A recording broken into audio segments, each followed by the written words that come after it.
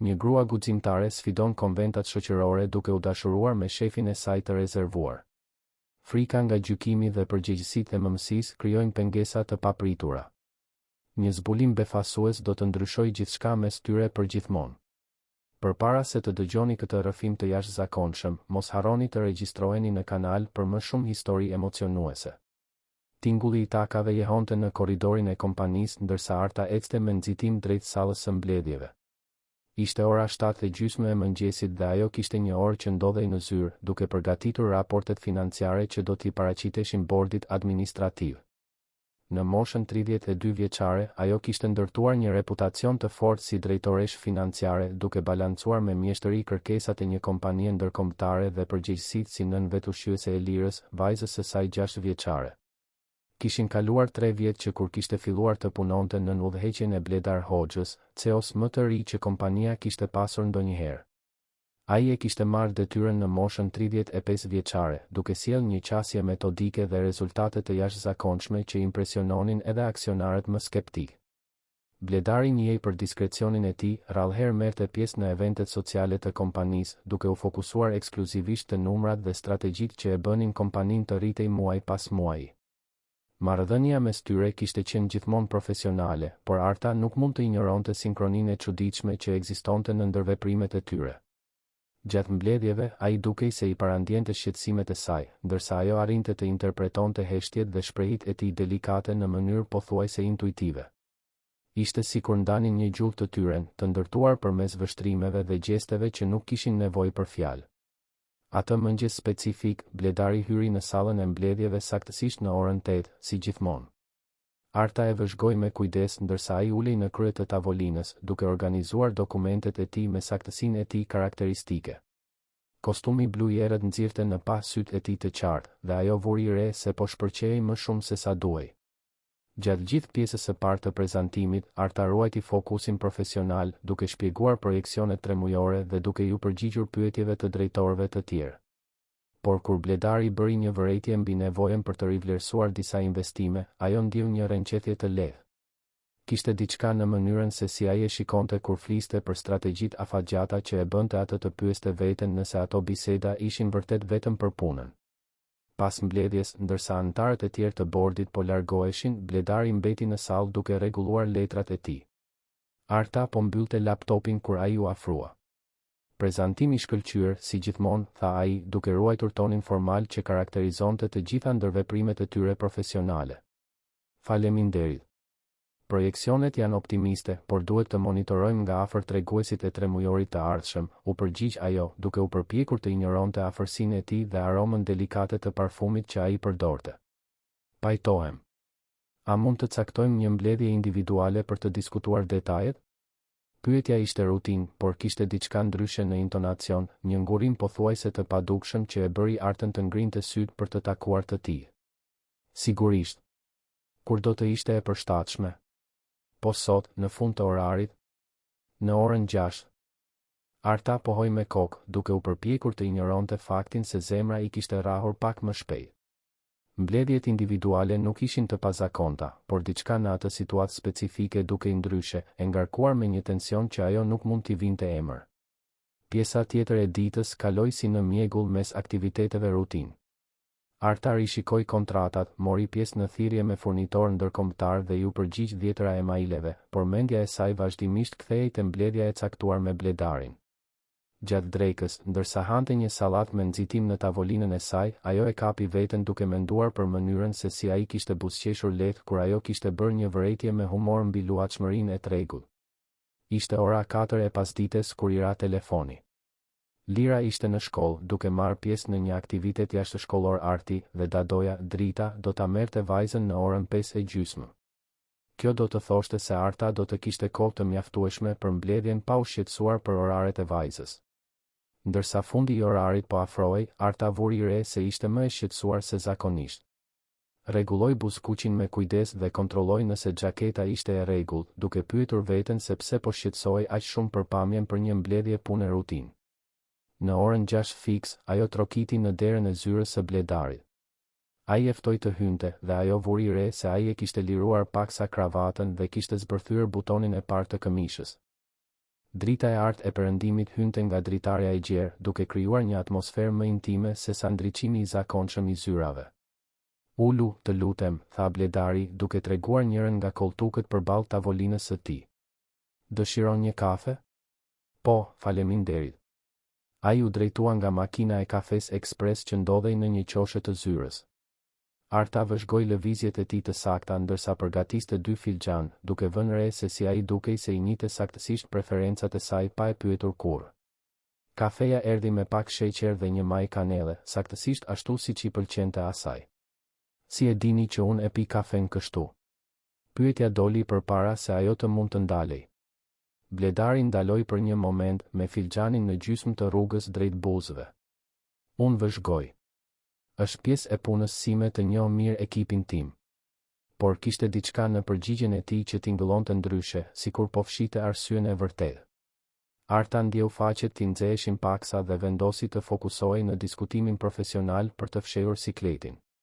Ata kaluan 40 minutat e ardhshme duke rishikuar tabelat dhe duke diskutuar strategjitë e investimeve. Bledari ishte brillant në analizat e tij dhe Arta mbeti e impresionuar edhe një herë me thellësinë e njohurive të tij. Por kishte momente kur ajo e kapte duke e parë në një mënyrë që të i kalonte interesin profesional, sikur po përpiqej të deshifronte diçka përtej numrave dhe grafikëve.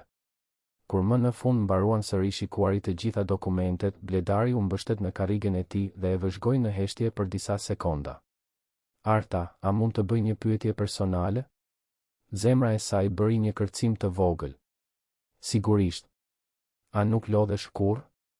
Duke i balancuar të gjitha këto punën, vajzën tuaj, të gjitha përgjegjësitë? Pyetja e gjeti të papërgatitur. Bledari rrallëherë bënte pyetje personale, duke ruajtur gjithmonë një distancë profesionale të respektueshme. Ndonjëherë u përgjigj ajo me sinqeritet. Por lira është prioriteti im dhe puna ime këtu më lejon t'i jap asaj stabilitetin që i nevojitet. Pse pyet? Të admiroj. Mënyrën se si arrin të jesh e shkëlqyer në gjithçka që bën, edhe me kaq shumë kërkesa. Është mbresëlënëse. Kishte një sinqeritet në zërin e tij që bëri që diçka brenda kraharorit të Artës të shtrëngohej. Faleminderit. Kjo do të thotë shumë duke ardhur nga ju. Heshtja që pasoi ishte ndryshe nga heshtjet komode që ndanin zakonisht gjatë mbledhjeve. Kjo ishte e ngarkuar me diçka të pathënë, një tension që asnjëri prej tyre nuk duke i gatshëm ta thyente. Bledari ishte i pari që lëvizi, duke u ngritur dhe duke ecur drejt dritares. Po errët. A nuk duhet të shkoni të merrni lirën? Arta kontrolloi orën në celular dhe vuri re se kishte kaluar ora 7. Drita e ka marrë tashmë. Ajo qëndron me të derisa unë të kthehem në shtëpi. Ah! Ai u kthye për ta parë sërish. Atëherë nuk ka nxitim. Nuk ka nxitim, përsëriti ajo, duke ndjerë sikur po flisnin për 2 gjëra krejtësisht të ndryshme. Bledari u kthye te tavolina e tij, por mbeti në këmbë, duke u mbështetur në anë të saj. Arta, duhet të rrëfej diçka. Zemra e saj filloi të rrite më shpejt. Po, këto mbledhje individuale jo të gjitha ishin vërtet të nevojshme. Unë shpike arsye për të kaluar më shumë kohë me ty. Rrëfimi e la pa frym për një moment. Bledar. E di që është e papërshtatshme. Ti e punonisja ime dhe unë nuk duhet të përziej çështjet personale me ato profesionale. Por nuk mundesha më ta injoroja faktin që i pres këto mbledhje më shumë se sa duhet. Arta ndjeu botën t'i rrotullohej paksa. Të gjitha ato ndjesi të çuditshme, tensioni i pa identifikuar, mënyra se si ai dukej se i kushtonte vëmendje detajeve të vogla rreth saj. Nuk ishte vetëm imagjinata e saj. Edhe unë i pres ato, tha ajo me zë të ulët, duke u habitur nga sinqeriteti i vetes. Ata u panë në heshtje, dhe Arta mund të ndjente se kishin kaluar një vit të padukshme nga e cila nuk kishte kthim. Bledari bëri një hap drejt saj, por u ndërprej nga zilja e telefonit të tij. Bledar, a je ende aty? Zëri i asistentes së tij u dëgjua nga altoparlanti. Motra jote Teuta është në pritje. Tha se kishit lënë një darkë. Shpreja e Bledarit ndryshoi menjëherë, duke u kthyer te maska profesionale. Thuaj të ngjitet. Unë po mbaroj këtu. Arta filloi të mblidhte dokumentet e saj shpejt, duke u përpjekur të procesonte atë që sapo kishte ndodhur. Bledari ju afrua kur ajo po merrte çantën. Arta, a mund të flasim për këtë në një moment tjetër? Ka shumë më tepër që do të dëshiroja të thosha. Po, u përgjigj ajo, ende pak e trullosur. Sigurisht. Kur po dilte nga zyra, ajo kaloi Teutën në korridor. Ishte një grua elegante rreth të 30-tave, me të njëjtët sy të qartë si të Bledarit dhe një buzëqeshje të ngrohtë. Ata u përshëndetën me edukat, por Arta vuri re kuriozitetin në vështrimin e motrës së Bledarit kur ajo doli nga zyra e tij në atë orë. Gjatë rrugës për në shtëpi, Arta u përpoq të organizonte mendimet e saj. Rrëfimi i Bledarit kishte ndryshuar gjithçka. Ajo gjithmonë e kishte ditur se kishte një tërheqje të ndërsjellë, por i kishte mbajtur ato ndjenja të ruajtura me kujdes, duke i konsideruar si të papërshtatshme dhe potencialisht shkatërruese për karrierën e saj. Tani, zbulimi se ai ndjente të njëjtën gjë krijonte mundësi që ajo nuk e dinte nëse ishte gati t'i eksploronte. Kur mbërriti në shtëpi, Lira vrapoi ta përqafonte siç bënte gjithmonë. Mami, u vonove. Drita bëri pica me mua. Sa mirë, shpirti im, u përgjigj Arta, duke e puthur vajzën në ballë dhe duke u përpjekur të përqendrohej në të tashmen. Ai lave duart. Drita u afrua me një buzëqeshje. Ishte një engjëll sot. Bëm detyrat e shtëpisë, luajtëm pak dhe më ndihmoi të bënim darkën. Faleminderit, Drita. Je një bekim. Pasi Dadoja u largua, Arta ndihmoi Lirën të bëhej gati për gjumë. Gjatë gjithë ritualit të natës, banja, larja e dhëmbëve, leximi i një përrale, mendja e saj vazhdimisht kthehej te biseda me Bledarin. Kur më në fund arriti ta vinte Lirën në shtrat, ajo i lejoi vetes të procesonte plotësisht atë që kishte ndodhur. E ulur në shtratin e saj, ende me rrobat e punës, Arta pranoi se ndjenjat e saj për Bledarin ishin rritur gradualisht gjatë muajve. Ajo respektonte inteligjencën e tij, admironte etikën e tij të punës dhe ndihej e tërhequr nga prania e tij e qetë dhe konfidente. Por gjithashtu ishte e vetëdijshme për ndërlikimet që një marrëdhënie me shefin e saj mund të sillte. Ishte çështja e perceptimit të kolegëve, politikat e kompanisë dhe kryesisht pasiguritë e saj nëse ishte gati të përfshihej sërish romantikisht me Dik. Që kur babai i Lirës ishte larguar nga jetët e tyre kur vajza ishte 2 vjeç, Arta ishte fokusuar ekskluzivisht në ndërtimin e një jete të qëndrueshme për të dyja. Ideja e futjes së një variabli të ri në këtë ekuacion të balancuar me kujdes e tremte atë. Telefoni i saj vibroi me një mesazh. Ishte Bledari. Faleminderit për mbledhjen e sotme. Fle më mirë duke e ditur se ti e di të vërtetën.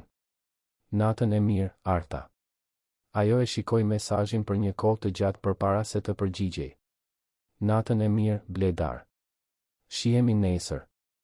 Ndërsa bëhej gati për të fjetur, Arta e dinte se dita e nesërme do të ishte ndryshe. Ata kishin hapur një derë që nuk mund të mbyllej më, dhe ajo do të duhej të vendoste nëse ishte e gatshme ta kalonte atë, me të gjitha pasojat që kjo mund të sillte për jetën e saj të ndërtuar me kujdes. Arta mbërriti në zyrë mëngjesin tjetër me një përzierje ankthi dhe pritjeje që nuk mund ta fshihte plotësisht. Kishte fjetur keq, duke kaluar pjesën më të madhe të natës duke përsëritur në mendje bisedën me Bledarin dhe duke u përpjekur të imagjinonte se si do të ishte dinamika mes tyre nga ai moment. Gjatë mëngjesit, Lira vuri re se ema ishte ndryshe. Mami, je mirë? Nuk ke ngrënë asgjë, vërejti vajza, duke trazuar drithërat me lugë ndërsa studionte shprehjen e shqetësuar të Artës. Mirë jam, shpirti im. Vetëm po mendoj për punën, gënjeu Arta, duke detyruar një buzëqeshje. Ti ke edukim fizik sot, apo jo? Mos harro të marrësh atletet shtesë në çantë. Lira pohoi me kokë, por vazhdoi ta vëzhgonte të ëmën me atë vështrim depërtues që her pas here e tremte Artën për pjekurinë e saj. Në moshën 6 vjeçare, vajza tashmë tregonte një aftësi mbresëlënëse për të lexuar emocionet e të rriturve rreth saj, mbase e zhvilluar nga nevoja për të kuptuar ndryshimet e humorit të së ëmës gjatë viteve më të vështira të ndarjes. Në zyrë, Arta u përpoq të ruante rutinën normale, por zbuloi se përqendrimi i saj ishte i cenuar. Sa herë që dëgjonte hapa në korridor, zemra i rrite fort duke menduar se mund të ishte Bledari. Në orën 10 të mëngjesit, kur ai më në fund kaloi nga departamenti financiar rrugës për në një mbledhje, ata shkëmbyen një vështrim të shkurtër por të ngarkuar me kuptim.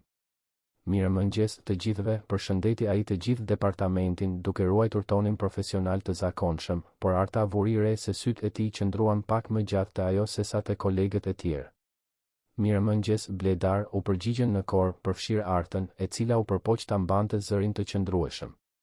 Genti, drejtori i marketingut që punonte në zyrën ngjitur, ju afrua Artës sapo Bledari doli. A vure re diçka ndryshe të shefi sot, pyeti ai, duke ulur zërin në mënyrë konspirative. Duket nuk e di, më i relaksuar. Arta ndjeu gjakun t'i hipte në fytyrë.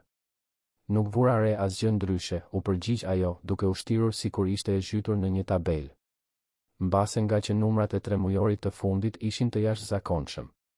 Duhet të jetë i kënaqur me performancën e ekipit, sugjeroi Valmira, analistja e lartë, duke ju bashkuar bisedës. Ose mbase më në fund ka vendosur se ka nevojë për një jetë personale, komentoi Genti me një buzëqeshje djallëzore. Ai burr punon shumë. Nuk është e shëndetshme të rish vetëm kaq gjallë. Vërejtja e Gentit bëri që stomaku i Artës të mblidhej. Ajo kur nuk kishte ndaluar të mendonte për jetën personale të Bledarit përtej punës.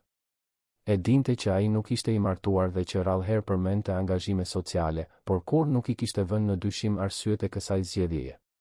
A ishte vetmi, për kushtim i tepërt ndaj punës, apo thjesht preferencë për privatësi? Gjatë drekës, Arta vendosi të hante në mensën e katit të parë në vend që të porosiste ushqim siç bënte zakonisht. Kishte nevojë të dilte nga ambienti i punës për pak minuta për të kthjelluar mendimet. Ndërsa priste porosinë e saj, ndjeu një prani të njohur anash. A mund të bashkohem me ty? Zëri i Bledarit e bëri të kthehej shpejt. Sigurisht, u përgjigj ajo, duke u përpjekur të dukej natyrale ndërsa ai ulej në tavolinën e vogël përballë saj. Për mbrëmjen e dieshme, filloi ai, duke e mbajtur zërin të ulët. Shpresoj të mos të kem bërë të ndihesh në siklet. Jo. Në fakt, unë. Arta nguroi, duke kërkuar fjalët e duhura. Jam e lumtur që u tregove i sinqert. Bledari buzëqeshur dhe ajo vuri re se ishte hera e parë që e shihte vërtet të relaksuar në ambientin e punës. Nuk mundesha më të shtillesha sikur ato mbledhje ishin vetëm profesionale. Dhe tani? Çfarë bëjmë me këtë informacion? Pyetja doli më direkte se sa ajo kishte planifikuar. Kjo varet nga ti, u përgjigj ai, duke u anuar paksa përpara. Nuk dua të bëj presion apo të krijoj një situatë të vështirë. E di që ke lirën për të menduar dhe pozicioni yt këtu në kompani është i rëndësishëm. Përmendja e vajzës e bëri Artën të kujtonte të gjitha përgjegjësitë që peshonin mbi shpatullat e saj. Është e komplikuar, Bledar. Shumë e komplikuar. E di. Dhe prandaj jam i gatshëm të eci me ritmin tënd, nëse dëshiron ta eksplorosh këtë çfarëdo qoftë kjo. Përpara se ajo të mund të përgjigjej, Agoni, drejtori i burimeve njerëzore, u shfaq pranë tavolinës së tyre.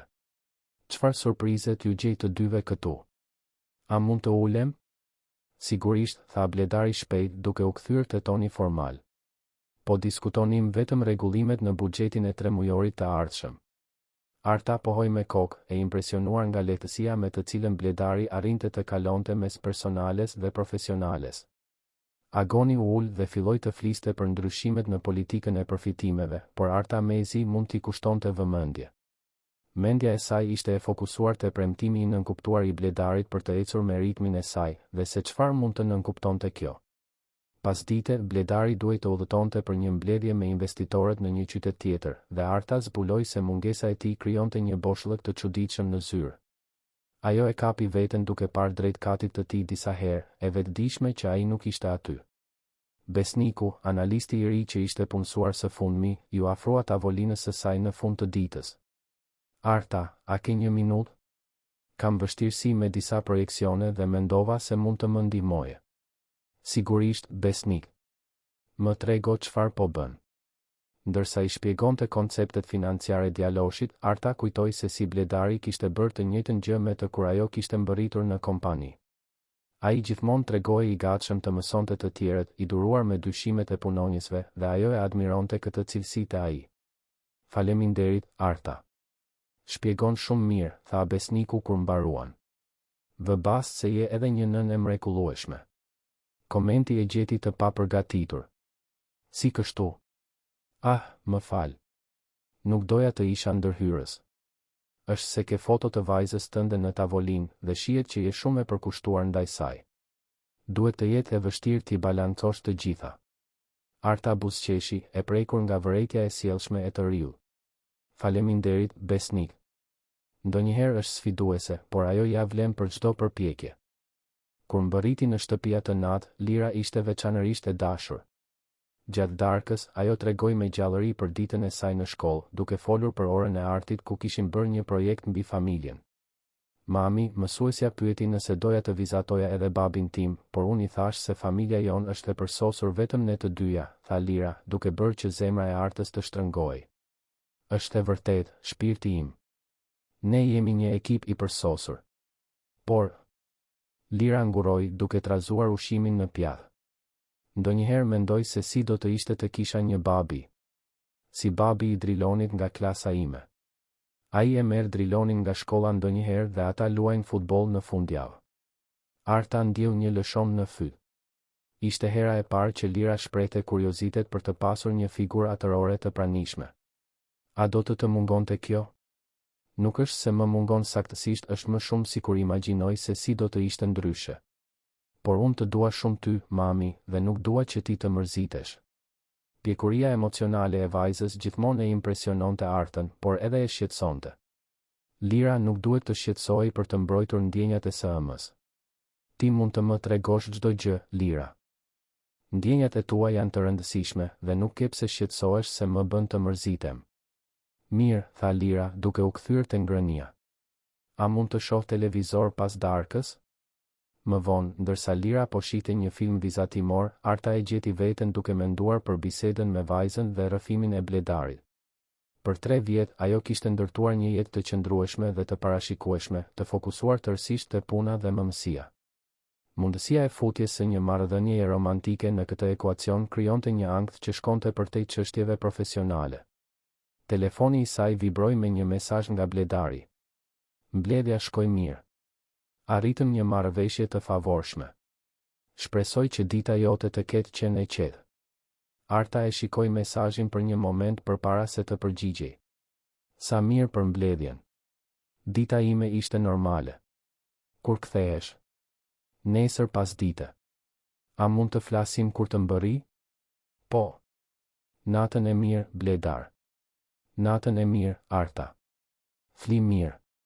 Pasi e vuri Lirën në gjumë, Arta i lejoi vetes të fantazonte shkurtimisht se si do të ishte të kishte dikë si Bledari në jetët e tyre. Ai ishte i sjellshëm, i zgjuar, i përgjegjshëm. Por ishte edhe shefi i saj dhe çdo marrëdhënie mes tyre do të krijonte ndërlikime që mund të ndikonin jo vetëm në karrierën e saj, por në të gjithë stabilitetin që kishte ndërtuar për Lirën. Mëngjesin tjetër, Arta u zgjua me një ndjesi të çuditshme pritjeje. E dinte që Bledari do të kthehej nga udhëtimi pasdite dhe perspektiva për ta parë sërish krijonte një përzierje nervozizmi dhe emocioni që ajo përpiqej ta fshite. Gjatë mbledhjes së mëngjesit të ekipit, Genti përmendi se kishte thashë theme për një bashkim të mundshëm me një kompani ndërkombëtare. Nëse është e vërtet, mund të jetë një mundësi e jashtëzakonshme për të gjithë ne. Kompanitë europiane zakonisht kanë struktura më të forta. Valmira u duke shqetësuar. Por bashkimet nënkuptojnë edhe ristrukturime. Jo gjithmonë të gjithë i mbajnë postet e tyre. Bledari nuk përmendi asgjë për këtë, tha Arta, duke u përpjekur të tingëllonte neutrale.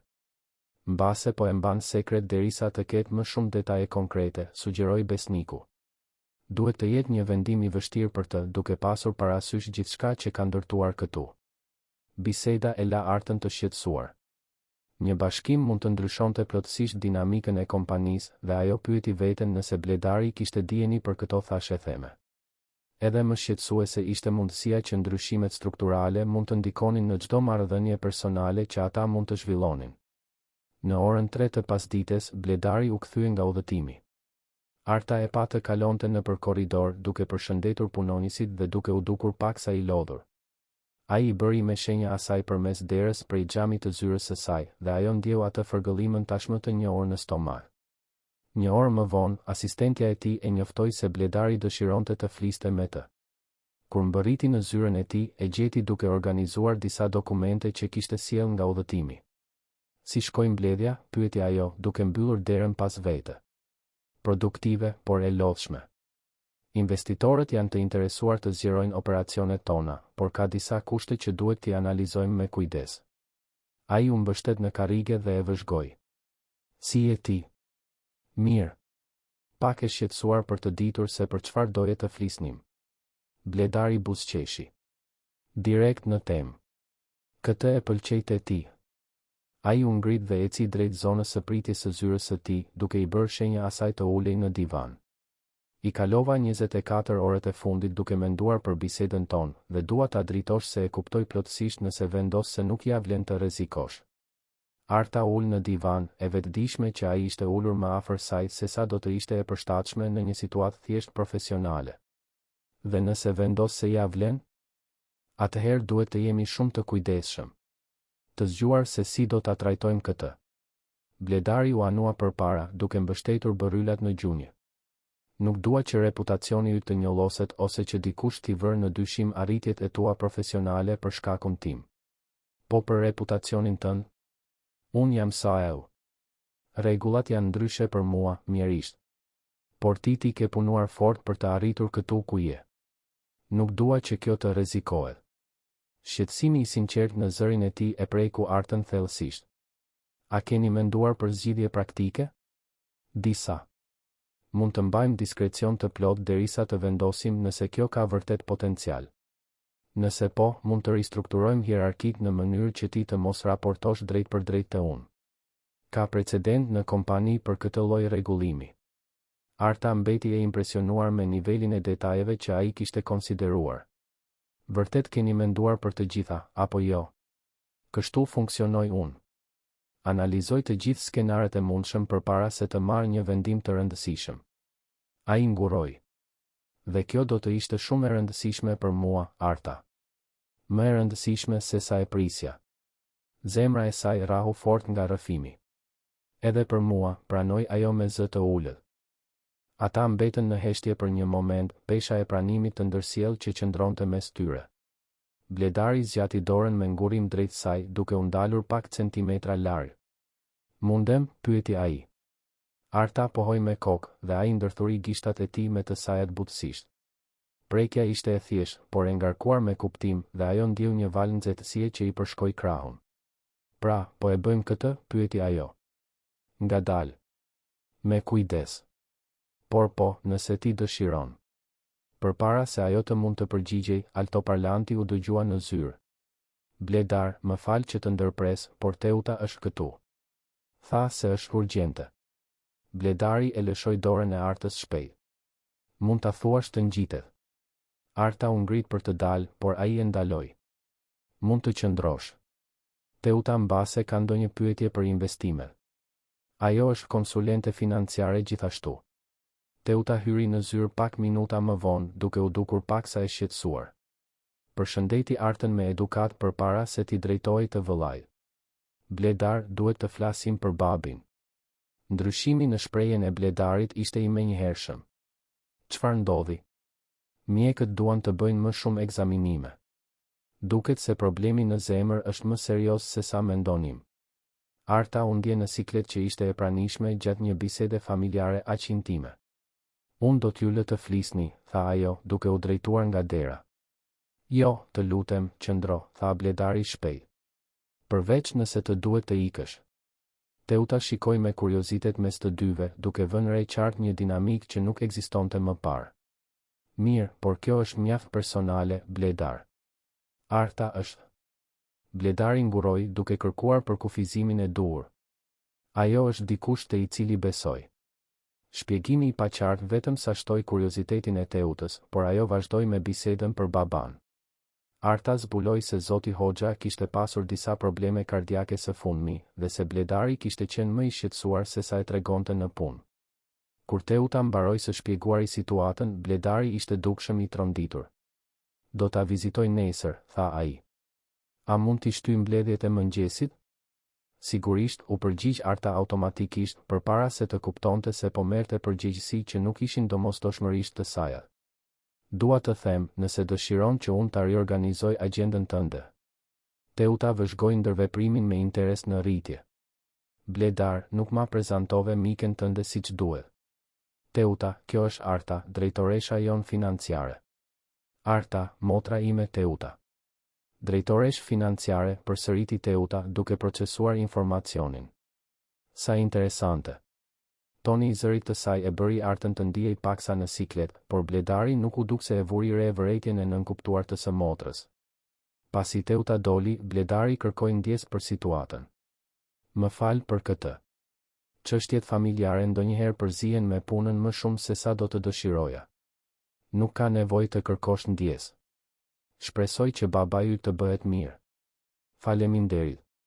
Ai u duk ngurues. Arta, për atë që folëm, a mund të telefonoj këtë fundjavë? Mbase mund të bëjmë një bisedë më të qetë, larg zyrës. Po, u përgjigj ajo, duke ndjerë zemrën t'i rritë fort sërish.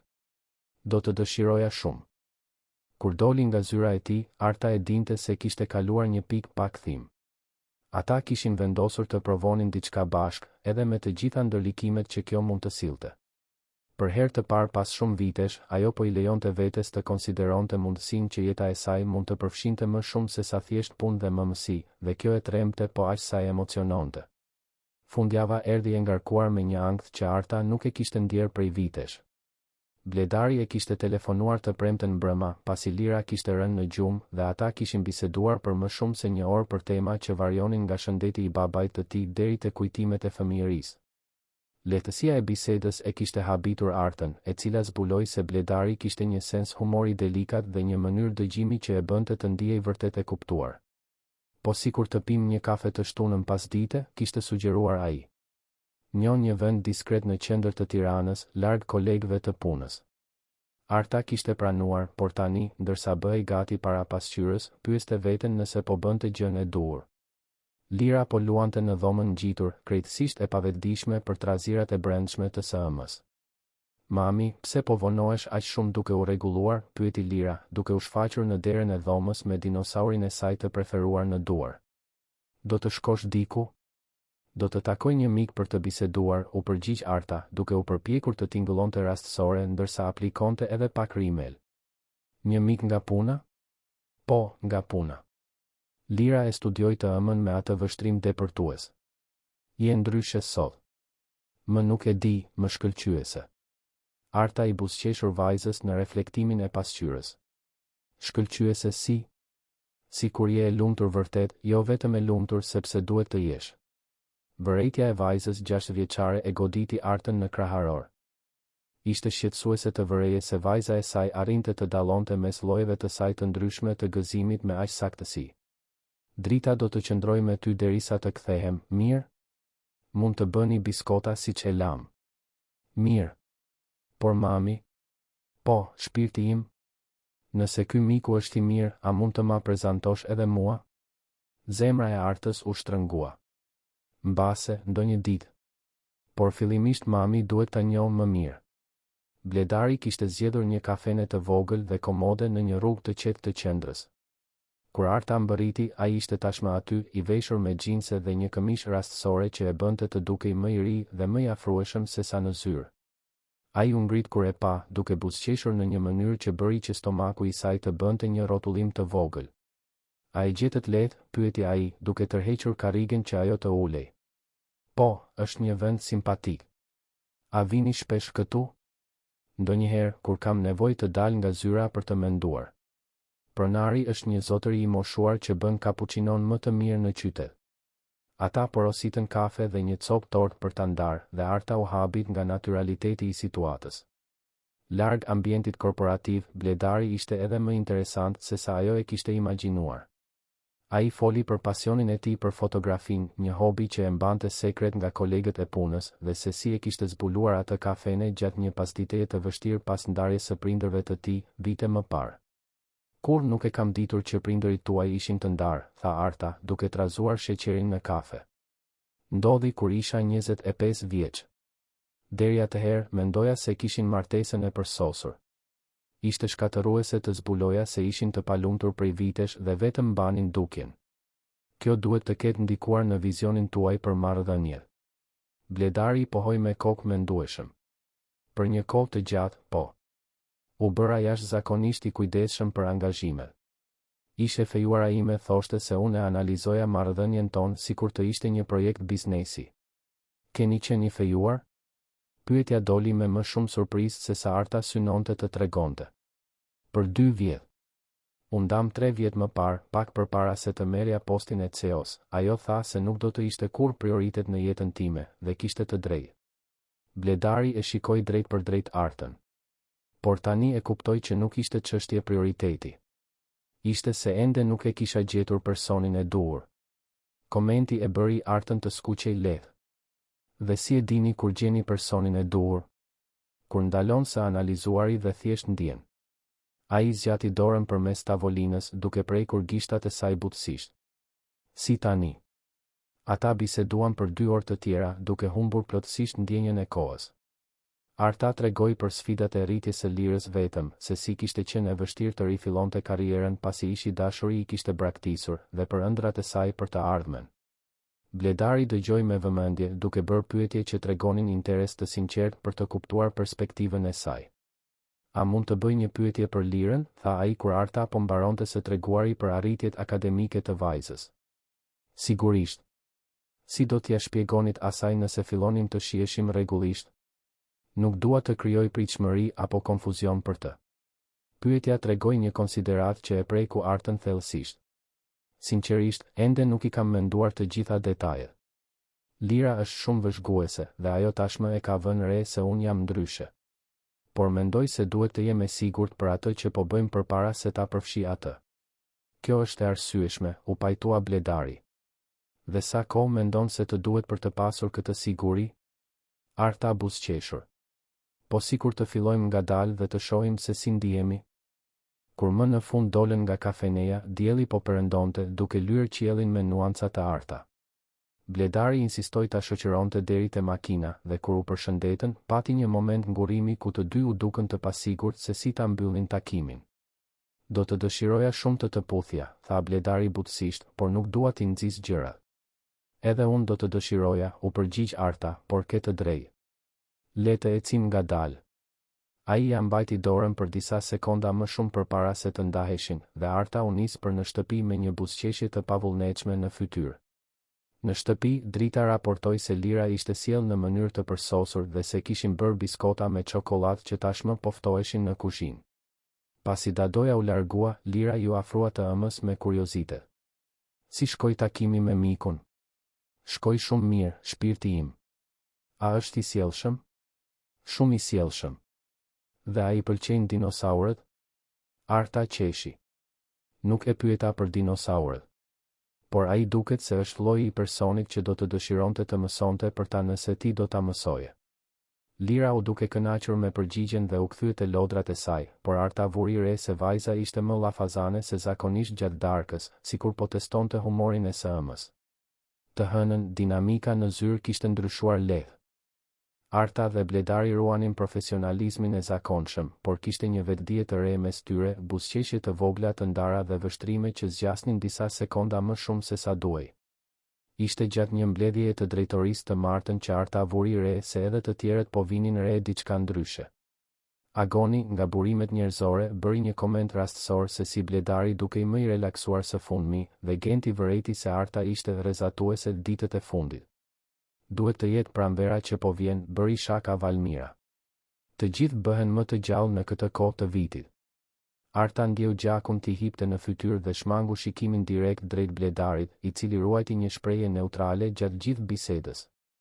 Pas mbledhjes, Bledari e arriti diskretisht në korridor. A mund të flasim privatisht? Në zyrën e tij, ai mbylli derën dhe u drejtua direkt te pika. Mendoj se po bëhemi shumë të dukshëm. Mendon? Unë u përpoqa të ruaja normalitetin. Po, por unë I njoh këta njerëz prej vitesh. Ata e din kur diçka është ndryshe. Bledari eci drejt dritares duke u dukur I shqetësuar. Mbase duhet të jemi edhe më të kujdesshëm. Çfarë po sugjeroni? Më pak ndërveprim në zyrë, të paktën për momentin. Dhe mbase të shmangim mbledhjet individuale të panevojshme. Sugjerimi e la Artën paksa të zhgënjur, por ajo e kuptoi logjikën pas tij. Keni të drejtë. Nuk mund të japim hapësirë për spekulime. Kjo nuk ndryshon asgjë për atë që po ndodh mes nesh, tha Bledari shpejt. Thjesht I bën gjërat më strategjike. Atë pas dite, Arta mori një vizitë të papritur. Shpresa, një koleg nga departamenti i marketingut me të cilën kishte pak kontakt, ju afrua tavolinës së saj me një shprehje që përziente kuriozitetin dhe diçka që dukej si mosmiratim. Arta, a mund të flas me ty privatisht? Ato u drejtuan për në një sallë mbledhjesh të zbrazët dhe shpresa mbylli derën përpara se të ulej. Shiko, nuk dua të jem e pafytyr, por disa njerëz po komentojnë se ti dhe Bledari jeni më të afërt së fundmi. Zemra e Artës filloi të rrite më shpejt. Nuk e kuptoj çfarë do të thuash. Arta, unë punoj në këtë kompani prej 10 vitesh. I njoh shenjat. Shpresa u anua përpara. Dëgjo, unë nuk po të gjykoj. Bledari është një burr tërheqës dhe i suksesshëm. Por duhet ta dish se po vëzhgohesh. Vëzhgohem nga kush? Nga njerëz që mbase nuk e shohin me sy të mirë një marrëdhënie mes një punoniseje dhe CEO-s, veçanërisht duke pasur parasysh pozicionin tënd këtu. Toni i shpresës ishte njëkohësisht i shqetësuar dhe mospërfillës, dhe Arta ndjeu një përzierje zemërimi dhe ankthi. Nuk ka asgjë të papërshtatshme që po ndodh, tha ajo, duke e mbajtur zërin të qëndrueshëm. Shpresoj të jetë e vërtetë. Sepse ke punuar shumë fort për të arritur këtu ku je. Do të ishte mëkat ta shije këtë të rrezikuar nga ndërlikime personale. Pasi shpresa doli, Arta mbeti vetëm në sallën e mbledhjeve duke procesuar bisedën. Ishte saktësisht lloji i situatës që ajo kishte trembur që në fillim. Nuk kishte rëndësi sa të kujdesshëm ishin, njerëzit gjithmonë do të gjenin mënyra për të spekuluar dhe gjykuar.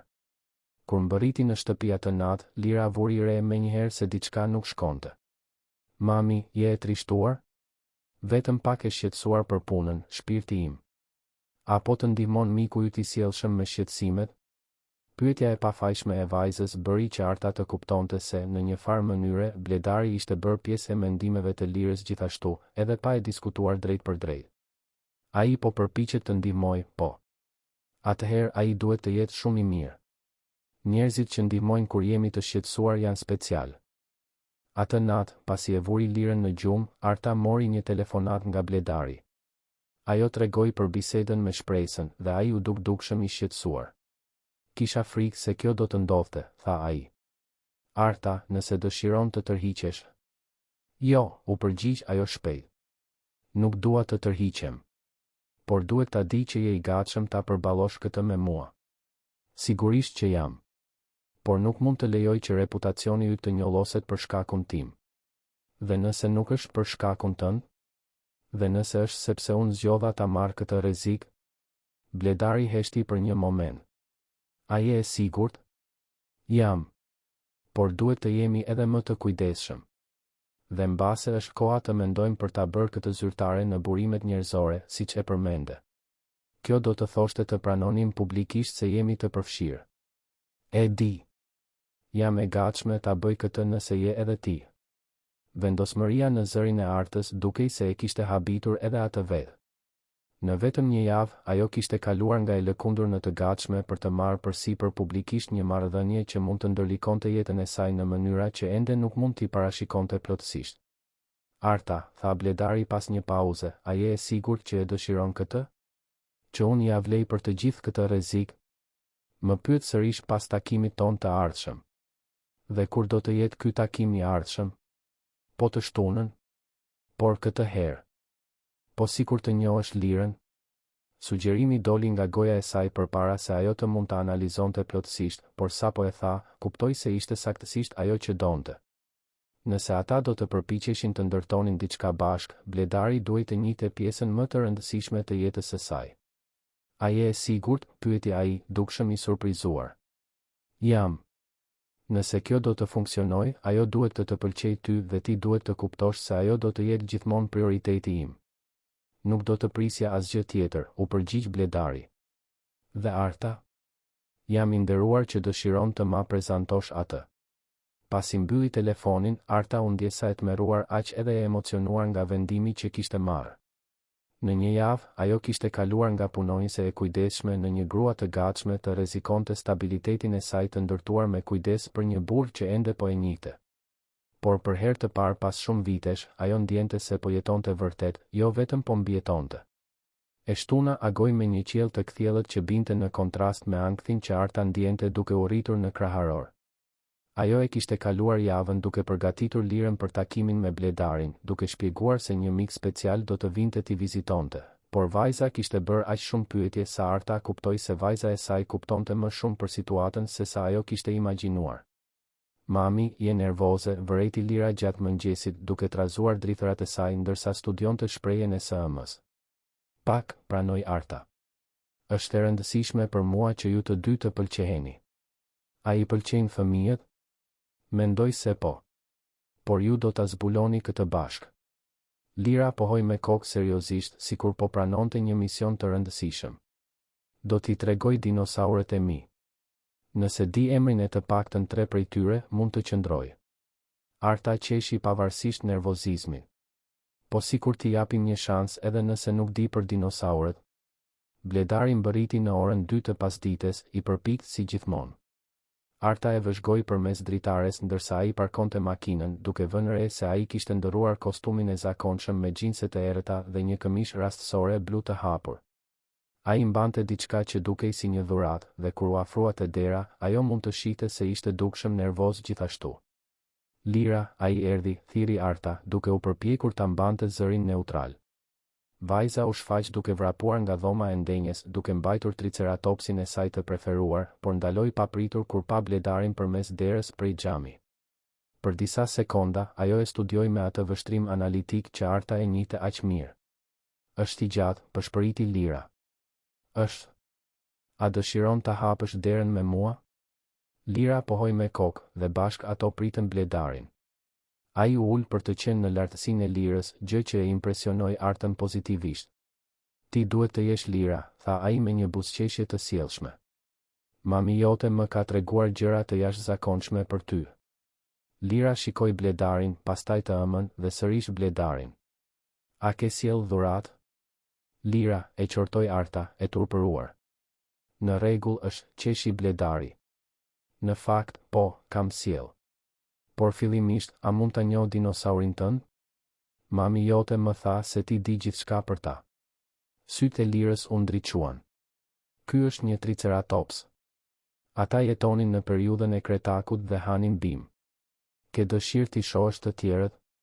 Do të dëshiroja shumë. Arta vëzhgoi e impresionuar, ndërsa Bledari ndoqi Lirën në dhomën e ndenjes, duke dëgjuar me vëmendje ndërsa ajo shpjegonte çdo dinosaur të koleksionit të saj. Ai bënte pyetje të zgjuara që tregonin interes të sinqert, dhe kur Lira përmendi se dinosaurët mishmngrënës kishin dhëmbë të mbret, ai u shtir sikur ishte i impresionuar në një mënyrë që e bëri vajzën të qeshte. Ky këtu është një Tyrannosaurus Rex, shpjegoi Lira, duke mbajtur modelin e saj të preferuar. Ai ishte mbreti i dinosaurëve. Mbresëlënëse, tha Bledari seriozisht. Vë bast se ishte shumë trim, si ti. Lira u skuq nga lavdimi. Mami thot se jam trime. Por ndonjëherë kam frikë nga errësira. Të gjithë kanë frikë nga diçka, u përgjigj Bledari. Edhe tiranosaurët mbase kishin frikë nga diçka. Nga çfarë do të kishin frikë ata? Mbase të mbeteshin vetëm. Ose të mos arrinin t'i mbronin familjet e tyre. Përgjigja u duk se e kënaqi Lirën, e cila e vendosi dinosaurin me kujdes sërish në pozicionin e tij në rrafë. Tani mund të ma japësh dhuratën tim? Bledari i dha një kuti të mbështjellë me kujdes. Brenda ishte një komplet i vogël gërmimi paleontologjik, i kompletuar me mjete në miniatur dhe një blok gipsi që përmbante fosile për t'u zbuluar. Kështu mund të jesh një paleontologe e vërtet, shpjegoi Bledari. Lira mbeti e magjepsur dhe Arta kuptoi se Bledari kishte zgjedhur diçka që tregonte se ai vërtet I kishte kushtuar vëmendje historive që ajo kishte treguar për interesat e së bijës. Gjatë pasdites, ata bën kokoshka dhe pan një film për dinosaurët. Lira u ul mes Artës dhe Bledarit në divan, her pas here duke bërë komente për saktësinë shkencore të filmit në një mënyrë që e bënte Bledarin të qeshte. Arta vuri re se si ai ndërvepronte natyrshëm me vajzën, pa mos përfillje apo siklet të dukshëm. Bledar, tha Lira gjatë një skene veçanërisht dramatike të filmit, a ke fëmijë? Nuk kam, u përgjigj ai me sinqeritet. Pse? Lira e paralajmëroi Arta butësisht. Në rregull është, tha Bledari. Është një pyetje e mirë. Mendoj se kur nuk e kam gjetur personin e duhur për të formuar një familje. Deri tani. Përgjigja bëri që Arta ta shikonte shpejt, por ai i mbajti syt në ekran duke buzëqeshur lehtë. Pas filmit, ndërsa Lira po luante me kompletin e saj të ri të paleontologjisë në qilimin e dhomës, Bledari dhe Arta biseduan në kuzhinë ndërsa përgatitnin diçka për të ngrënë. Ajo është e jashtëzakonshme, tha Bledari, duke vëzhguar Lirën përmes derës së hapur. E zgjuar, e dashur, qesharake. Duhet të jesh shumë krenare. Jam. Ajo është gjëja më e mirë që më ka ndodhur ndonjëherë. Arta nguroi. Dhe çfarë mendove për të gjithë këtë? Për çfarë specifikisht?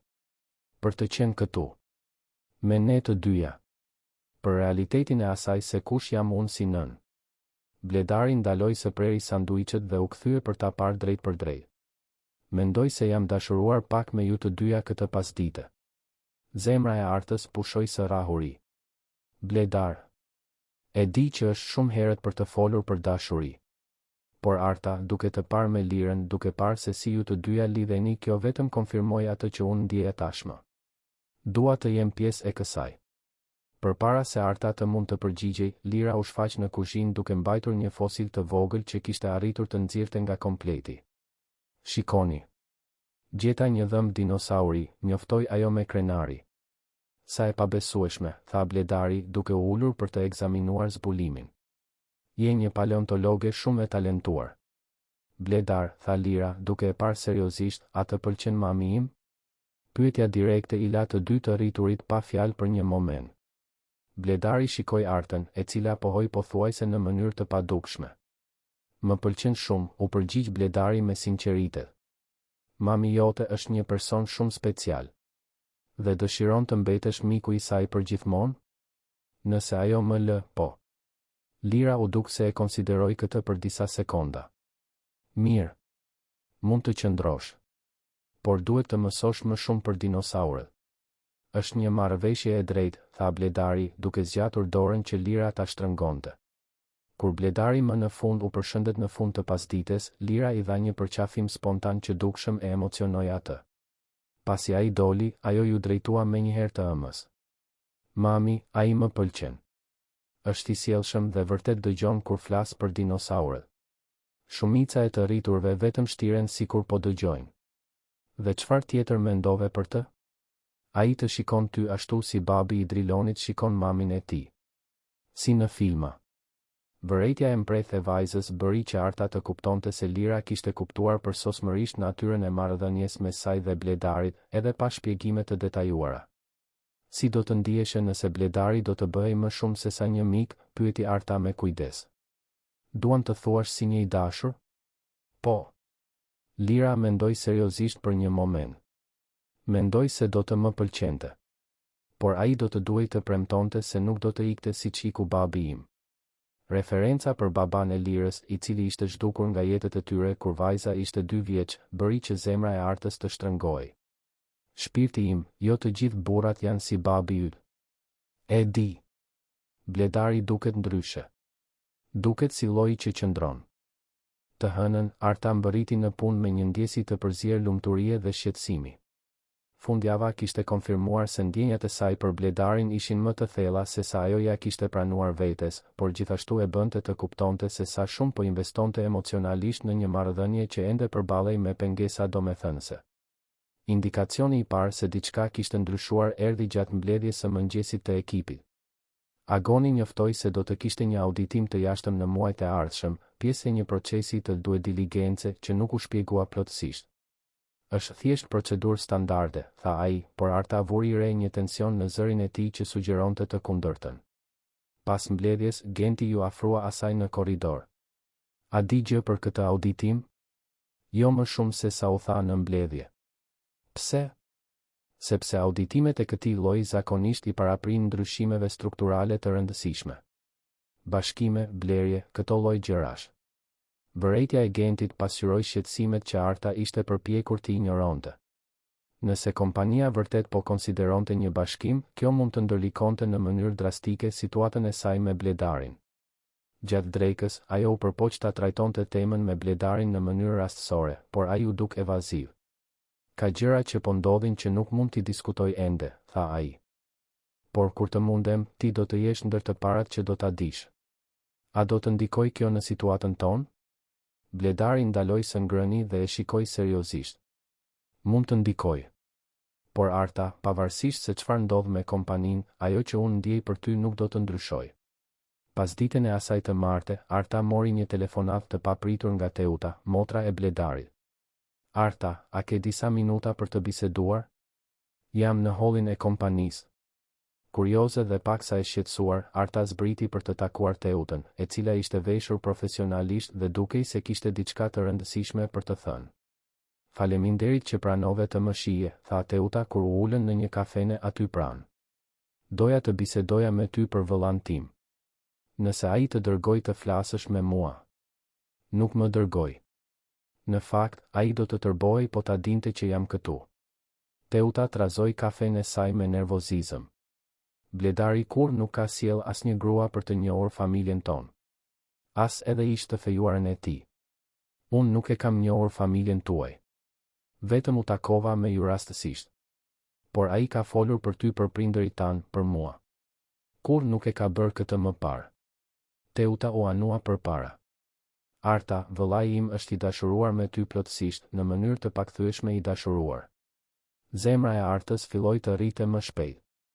Si mund të jeni aq e sigurt? Sepse e njoh prej 35 vitesh. Kam parë se si ishte me gratë e tjera, gjithmonë duke mbajtur një distancë emocionale. Me ty, është ndryshe. I prekshëm. Pse po ma tregoni këtë? Teuta nguroi për një moment. Sepse ka gjëra që po ndodhin në kompani që mund t'ju ndërlikojnë jetën të dyve. Dhe dua të jem e sigurt se ti nuk do t'ja mbathësh kur gjërat të bëhen të vështira. Çfarë lloj gjërash? Duhet ta pyesësh atë. Nuk është vendi im të zbuloj informacione konfidenciale. Por Arta. Teuta i kapi dorën përmes tavolinës. Vëllai im meriton të jetë i lumtur. Për herë të parë pas shumë vitesh, e shoh vërtet të lumtur. Të lutem, mos hiq dorë prej tij lehtë. Kur Teuta u largua, Arta qëndroi në kafene edhe për disa minuta, duke procesuar bisedën. Ishte e qartë se diçka do me thënë se po ndodhte në kompani, diçka që Bledari nuk mundej ose nuk donte ta diskutonte ende me të. Por më e rëndësishmja, ajo tani kishte konfirmimin se ndjenjat e tij ishin po aq të thella sa të saja. Atë natë, pasi e vuri lirën në gjumë, Arta i telefonoi Bledarit. Motra jote erdhi të më takonte sot, tha ajo pa dorashka. Bledari heshti për një kohë të gjatë. Çfarë tha? Që je i dashuruar me mua. Dhe që ka gjëra që po ndodhin në kompani që nuk mund të mi tregosh ende. Teuta ka qenë gjithmonë shumë direkte, tha Bledari me një pëshertim. Arta, për atë që po ndodh në kompani. Nuk ke nevojë të më tregosh tani nëse nuk mundesh. Por Bledar, për pjesën tjetër për atë që je i dashuruar me mua. Është e vërtet, e ndërpreu ai butësisht. E di që është shumë herët dhe e di që situata jonë është e komplikuar, por kisha nevojë që ti ta dije. Jam i dashuruar me ty dhe me Lirën. Arta ndjeu lotët t'i buronin në sy. Edhe unë jam e dashuruar me ty. Edhe me të gjitha ndërlikimet, veçanërisht për shkak të tyre. Sepse je i gatshëm t'i përballosh ato me mua. Ata biseduan për më shumë se një orë, duke bërë plane për t'u takuar sërish në fundjavë dhe duke diskutuar se si të lundronin përmes tensioneve në rritje në punë. Kur më në fund e mbyllën, Arta u ndje më e lidhur me Bledarin se kur, por edhe më e shqetësuar për të ardhmen e pasigurt që i priste. E hëna pasardhëse solli një atmosferë të ngarkuar që Arta e ndjeu në momentin që hyri në zyrë. Kishte një zhurmë të pazakont mes punonjësve, biseda të përshpëritura që ndalonin papritur kur dikush afrohej dhe një tension të prekshëm që dukej se përshkonte të gjitha departamentet. Shpjegimi erdhi gjatë një mbledhjeje urgjente të thirrur nga Bledari në orën 9 të mëngjesit. Kur të gjithë drejtorët u mblodhen në sallën kryesore të konferencave, Arta vuri re se Bledari dukej më i tensionuar se sa ajo e kishte parë ndonjëherë. Kishte rrath të zinj të lehtë në sy që sugjeronin një natë pa gjumë, dhe qëndrimi i tij ishte më i ngurtë se zakonisht.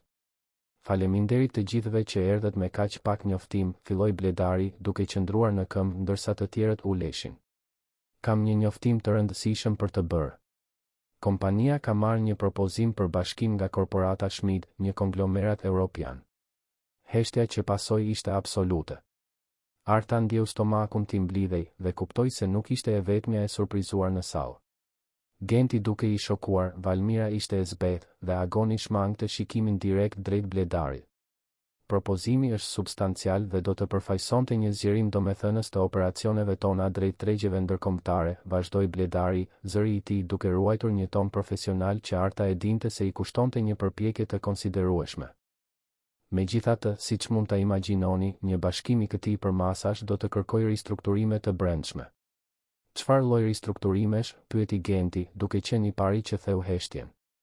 Kjo është ende duke u negociuar. Por mund t'ju garantoj se do të bëj gjithçka në fuqinë time për të mbrojtur vendet e punës të ekipit ton aktual. Bledari bëri një pauzë dhe Arta vuri re se ai shmangte shikimin direkt drejt saj. Korporata Schmid ka politika shumë të rrepta mbi marrëdhëniet personale mes punonjësve në pozicione udhëheqëse. Vërejtja u duk rastësore për të tjerët, por Arta e kuptoi menjëherë nën kuptimin.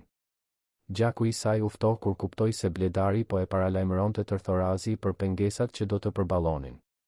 Kur do të implementojë ky bashkim? Pyeti Valmira. Nëse miratohet nga aksionarët, procesi do të fillonte në 3 mujorin e ardhshëm. Do të kemi më shumë detaje në javët në vijim. Pas mbledhjes, Arta u përpoq të procesonte informacionet ndërsa kthehej në tavolinën e saj. Një bashkim me një kompani europiane konservatore jo vetëm që do të kërcënonte pozicionet e tyre individuale në kompani, por do ta bënte praktikisht të pamundur mbajtjen e çdo marrëdhënieje personale mes saj dhe Bledarit. Telefoni i tavolinës së saj ra, duke i ndërprer mendimet. Ishte asistentja e Bledarit. Arta, zoti Hoxha do të dëshironte t'ju shite në zyrën e tij. Kur mbërriti në zyrën e Bledarit, e gjeti atë në këmbë pranë dritares, duke parë qytetin poshtë. Ai u kthye kur ajo hyri dhe ajo mund të shihte tensionin në sytë e tij. Mbylleni derën, ju lutem, kërkoi ai. A e dinit këtë prej kohësh? Pyeti Arta drejt për drejt. Negociatat paraprake filluan 6 javë më parë. Nuk mund të thosha asgjë derisa të kishte një propozim konkret. Bledari ju afrua asaj, por mbajti një distancë të respektueshme. Arta, doja të tregoja, por nuk mund të rrezikoje negociatat konfidenciale. E kuptoj. Arta kryqëzoi krahët duke u përpjekur të mbrojë nga lëndueshmëria që ndjente. Çfarë do të thotë kjo për ne? Korporata Schmid ka një politikë zero tolerancë për marrëdhëniet mes eprorëve dhe vartësve. Nëse bashkimi miratohet, njëri prej nesh do të duhej të largohej nga kompania ose do të ndaheshim, plotësoi ajo. Bledari pohoi me kokë me ngurrim. Përveç nëse gjejmë një opsion të tretë. Çfarë opsioni të tretë? Unë mund të jap dorëheqjen nga posti i CEO-s, me përvojën time dhe rrjetin e kontakteve, do të gjeja një pozicion në një kompani tjetër lehtësisht. Sugjerimi e shokoi Artën. Bledar, nuk mund ta bësh këtë.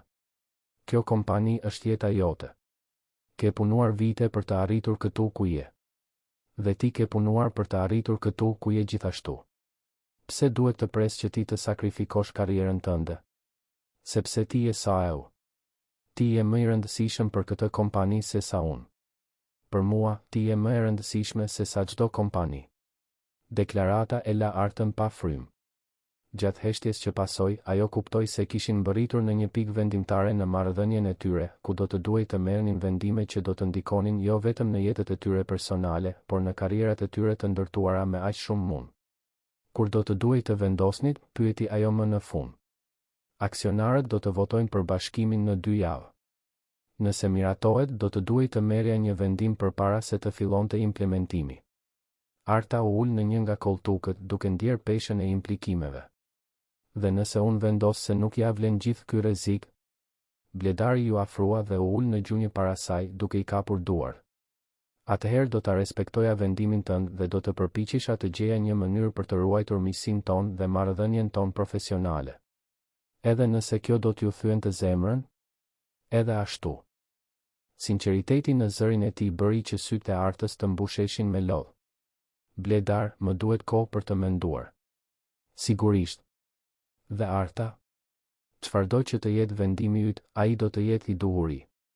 Atë pas dite, Arta u ndje e paaft për t'u përqendruar në punë. Rishikoi të njëjtat raporte 3 herë pa absorbuar asnjë informacion, dhe kur besniku erdhi t'i bënte një pyetje mbi projeksionet buxhetore, ajo dha një përgjigje aq konfuze sa djaloshi u shqetësua dukshëm. Arta, je mirë? Nuk dukesh si vetvetja sot. Më fal, besnik. Thjesht çështje personale. A mund të ndihmoj me diçka? Sjellja e mirë e analistit të ri pothuajse e bëri të qante. Faleminderit, por është diçka që duhet ta zgjidh vetë. Gjatë rrugës për në shtëpi, Arta u përpoq të imagjinonte se si do t'ia shpjegonte situatën Lirës. Vajza ishte lidhur me bledarin shpejt dhe tashmë kishte filluar ta përfshinte atë në fantazitë e saj për të ardhmen. Javën e kaluar, Lira kishte bërë një vizatim të familjes që përfshinte 3 figura, atë, Artën dhe një burr të gjatë që ajo e identifikoi si bledari kur ja tregoi vizatimin së ëmës. Në shtëpi, Lira vuri re menjëherë se diçka nuk shkonte. Gjatë darkës, ajo bëri disa përpjekje për ta bërë të ëmën të buzëqeshte, duke treguar barcaleta që kishte mësuar në shkollë dhe duke treguar fosile të reja që kishte zbuluar me kompletin që bledari i kishte dhënë. Mami, a do të vi bledari të na vizitoj sërish këtë fundjavë? Pyeti Lira ndërsa Arta po e ndihmonte të bëhej gati për gjumë. Nuk e di, shpirti im. Mbase. Lira e studioi fytyrën e së ëmës me atë vështrim depërtues. A jeni zënë? Nuk jemi zënë. Thjesht kemi disa gjëra të ndërlikuara për të zgjidhur. Gjëra të rriturve? Gjëra të rriturve. Lira u duk se e pranoi shpjegimin, por kur Arta po dilte nga dhoma, vajza e thirri. Mami? Nëse ti dhe bledari nuk arrini t'i zgjidhni gjërat e ndërlikuara, a mund të mbetet ai sërish miku im? Pyetja e pafajshme ia thyu zemrën Artës. Shpirti im, bledari do të jetë gjithmonë miku yt, pavarësisht se çfarë ndodh. Dhe ti do të jesh ende mikja ime më e mirë për gjithmonë? Për gjithmonë e për gjithmonë. Pasi Lira fjeti, Arta u ul në kuzhinë me një filxhan çaj, duke u përpjekur të organizonte mendimet e saj. Nga njëra anë, ishte stabiliteti profesional që ajo kishte ndërtuar me kujdes, pozicioni që i lejonte të mbante Lirën dhe të ndërtonte një të ardhme të sigurt për të dyja. Nga ana tjetër, ishte bledari dhe mundësia e lumturisë personale që ajo nuk e përjetonte prej vitesh. Telefoni i saj vibroi me një mesazh nga bledari. E di që ke nevojë për hapësirë për të menduar. Thjesht doja ta dije se, pavarësisht se çfarë vendos, kjo kohë me ty dhe Lirën ka qenë më e mira e jetës sime. Arta e shikoi mesazhin për një kohë të gjatë përpara se të përgjigjej. Edhe për ne. Faleminderit që e kupton se më duhet kohë. Gjithë kohën që të duhet. Natën e mirë, Arta. Të martën, Arta mbërriti në zyrë e vendosur të ruante fokusin profesional, por zbuloi se kjo ishte më e vështirë se sa e priste. Sa herë që shihte bledarin në korridor ose gjatë mbledhjeve, ndjente një përzierje dhimbjeje dhe malli që e bënte të vështirë përqendrimin. Gjatë drekës, shpresa ju afrua sërish, këtë herë me një shprehje shqetësimi të sinqertë. Arta, a i dëgjove thashe themet për ndryshimet e politikave të brendshme nëse ndodh bashkimi? Çfarë lloj thashe themesh? Siç duket, kompania europiane ka rregulla shumë të rrepta mbi marrëdhëniet personale mes punonjësve. Disa thonë se çdo person i përfshirë në një situatë të tillë do të pushohej menjëherë. Arta u përpoq të ruante një shprehje neutrale. Kjo duket ekstreme. Duket, por kompanitë europiane mund të jenë shumë konservatore për këto gjëra. Shpresa nguroi. Arta, nëse do të dije për dikë që ishte në një situatë të tillë, do ta këshilloje atë person të ishte shumë i kujdesshëm.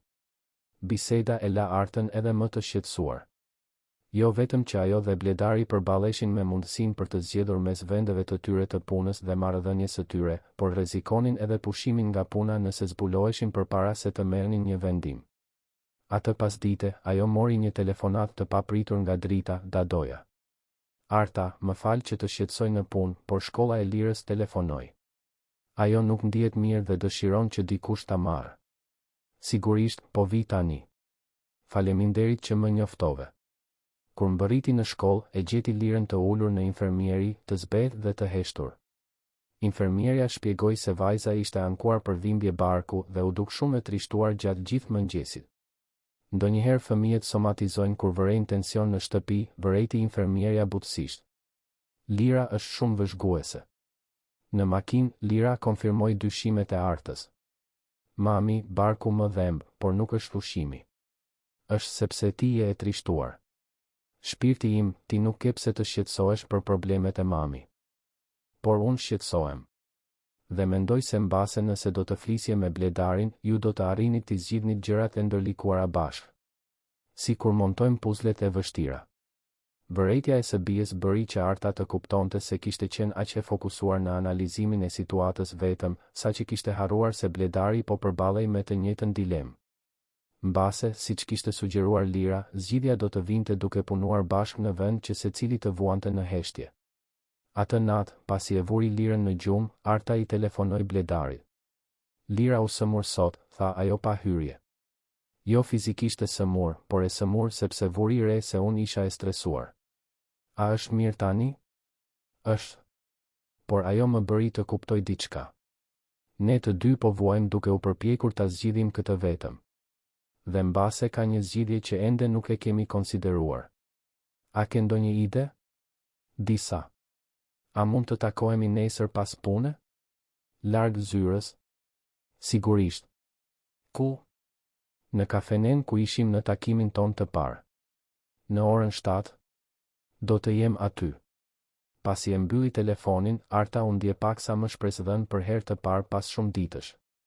Nuk e dinte se cila do të ishte zgjidhja, por ishte e vendosur të gjente një mënyrë për të mos humbur as Bledarin, as stabilitetin që kishte ndërtuar për Lirën. Kishte shumë në lojë për të hequr dorë pa luftuar. Arta mbërriti në kafene 15 minuta përpara orarit të caktuar, duke pasur nevojë për kohë për të organizuar mendimet e saj përpara se të shihte Bledarin. Ajo e kishte kaluar natën e kaluar duke bërë kërkime mbi korporatën Schmidt dhe politikat e saj, dhe kishte zbuluar disa informacione që mund të ndryshonin gjithçka. Kur Bledari hyri, ajo vuri re menjëherë se edhe ai po mbante peshën e javëve të fundit. Kishte një tension në shpatullat e tij që nuk ekzistonte më parë, dhe kur ai e puthi në faqe për përshëndetje, ajo ndiu një ngurrim që nuk ishte aty më parë. Si është Lira? Pyeti ai, duke u ulur përballë saj. Më mirë. Ajo më bëri të premtoj se do të përpiqesha të zgjidhja problemet tona.